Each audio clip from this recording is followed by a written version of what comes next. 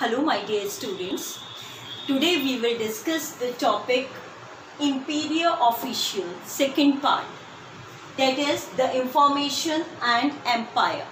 Beta, in the previous video we discussed the first part of this topic Imperial Official. In that we discussed that how the imperial officials or the nobles or the mansabdars were recruited and how and the ranking system, which was also known as the Mansabdari system, as well as we discuss about the Dag system. Dag system is branding system, branding of the horses. All these things we discussed yesterday in the previous video. Okay, what we discussed, how the nobles, Mansabdars or other court officials were recruited, how they get appointed in the court.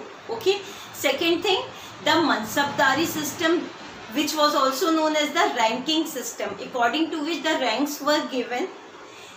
It consists of the two parts. One is the rank and another is the Zat. According to the Zat, the Zat or the rank are the same thing. Zat means rank.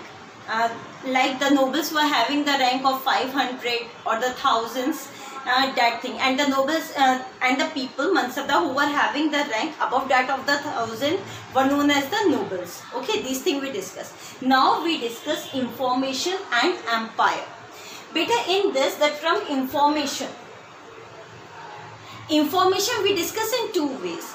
One way, how the information regarding the Mughal court or the Mughal empire which we get today, those informations were written at that time, which we now get, how they were written during that time. Second thing in the information we discussed that what type of the communication system was there at that time, how the information get transmitted from one place to another place. Both these things we discuss, and the empire and within the Mughal empire. Okay, now we start. Mir Bakshi. Mir Bakshi was an important official in the Mughal court who was responsible, you all know, for when the emperor appointed any of the Mansabdar or the noble, then Mir Bakshi grant them the certificate and all those things. Okay, so Mir Bakshi supervised a group of court writers. In a court, in the Mughal court, there was a group of court writers who keep on writing each and everything which was happened in the court. They wrote about all the court proceeding with the time and the date, all the things. So that group of court writers was supervised by Mir Bakshi. Okay, and the group of the court writers were known as Vakya Navis. Vakya means beta incidents, Navis means writer, the writer who wrote all the incidences. Okay, so who was Vakya Navis? Court writers. And who supervised them? Mir Bakshi supervises the Vakya Navis or the court writers. Understood? Now, apart from these Vakya Navis, there were many other people also in the court who wrote about the court proceedings or what was happening in the court, or who give us the information about the incidents of the courts. Those were agents of nobles. The nobles who were there in the Mughal court, they also had their own personal agents who keep on writing all the things which was happening in the court, as well as regional rulers agent. The rulers belonging to different region in the Mughal empire, they also bring their agents in the court who also keep on writing the thing. So all these court writers were very important. They are the very important source of information for us. Okay, now another source of information is Akhbarate Darbare Maula. It means that Akhbar is like that of a paper which consists of all the information. Darbar means court. Maula means the high, like the king. उनके दरबार में जो भी proceedings हो रही है उनके बारे में जो इंफॉर्मेशन है वो इसमें लिखी होती थी. And all the information was written with the date and time on which date the particular incidents or the thing happened, or any of the mansabdar got any rank or get promoted. All the informations were written. Now we discuss what were the information which were written in these, by all these, or by in this Akbara. It contained the information about court proceedings, what happened in the court with date and time. They also give us information about the attendance of the nobles and or the people who were there in the court, as well as the grant given by the king to the nobles and the title granted by the king. They also give us the information about the diplomatic relation of the king with others, or if any foreign ambassador from any nearby country came in Mughal court. All those things were also mentioned in that. Okay. As well as it also contained the information about the gifts received by the monarch, or if king inquire about the health of any of the noble, any noble was not well, and if king has sent a person to have an inquiry about the health of that particular noble, that information is also written. Means each and everything which was happening in the Mughal court was written in by these people and or in the Akbarate Darbare Maula. Okay. Now this is all what we have discussed about the how the informations were written in the Mughal court.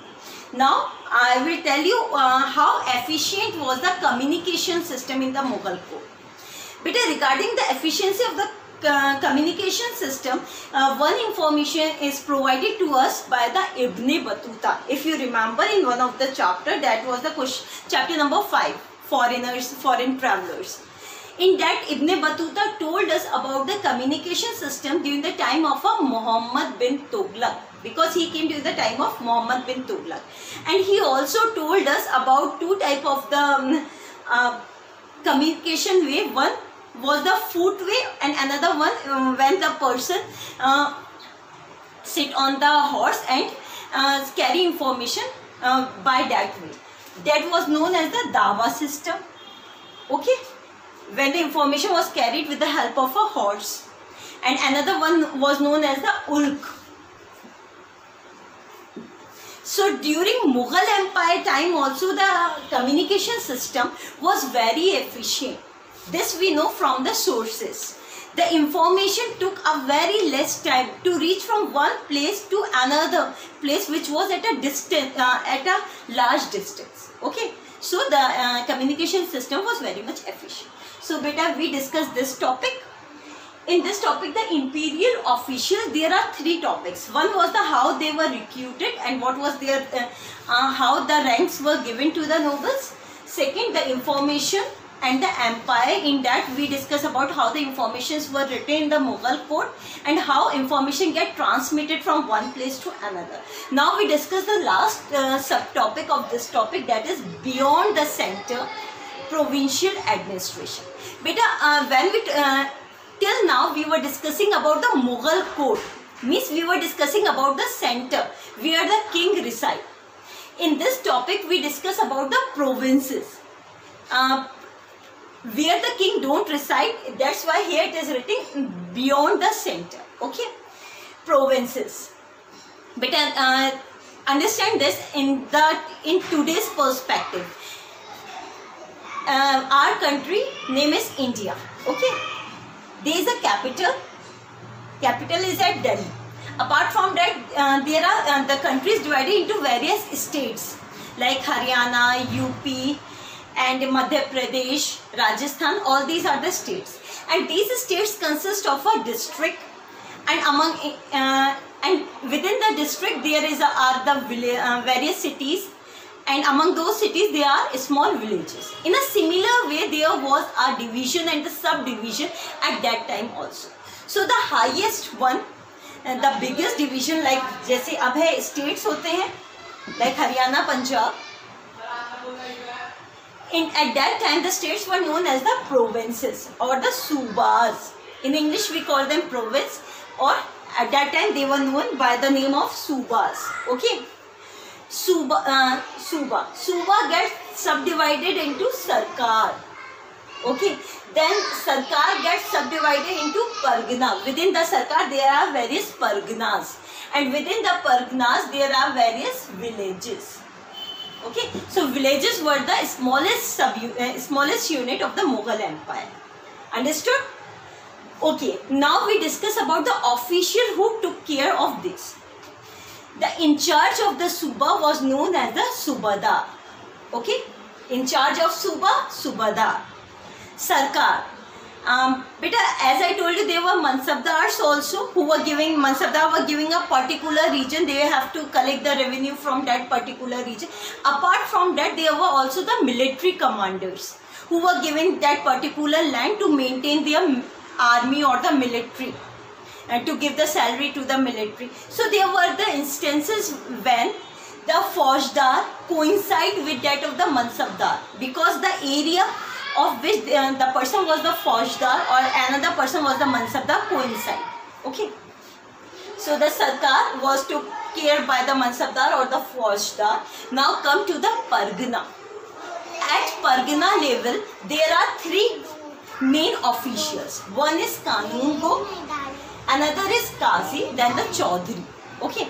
Who was Kanun Go? Kanun Go was the record keeper who keep all the record regarding the revenue collection. Okay, the record regarding the revenue collection was maintained by Kanun Go, and the the revenue was collected by the man appointed by the emperor.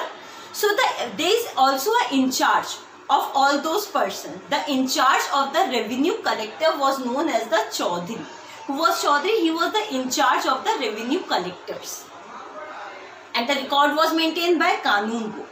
And there was another important official known as the Qazi. Qazi work was like that of the judges in today's world.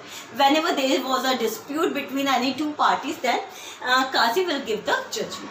So this is all about the provincial administration. In this we discuss how the provinces were subdivided and who were the officials who play a very important role at the provincial level and sub-level of the provinces. Okay, thank you.